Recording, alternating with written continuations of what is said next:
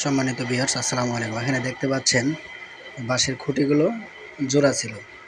তো আপনাদের শাটারিংয়ের ক্ষেত্রে অবশ্যই বাঁশের খুঁটিগুলো সোজা এবং নিচের অংশ নেওয়ার চেষ্টা করবেন, কেননা আপনার সম্পূর্ণ লোডটাই কিন্তু এই বাঁশের উপরে আসে।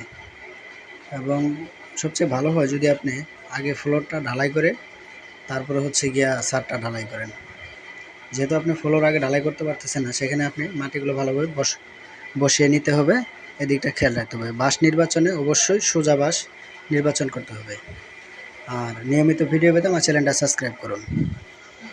ঢাসা সেট করার সময় ঢাসাগুলো অবশ্যই আপনাকে সোজা এবং মজবুত ঢাসা সেট করতে হবে। আর ঢাসাগুলো 2 থেকে 2.5 ফিট দূরত্বে সেট করতে হবে এবং সে অনুযায়ী বাঁশগুলো আপনাকে সেট করে নিতে হবে। এবং বাঁশের এই যে জোড়া দিছে, এই জোড়াগুলো দেওয়া যাবে না।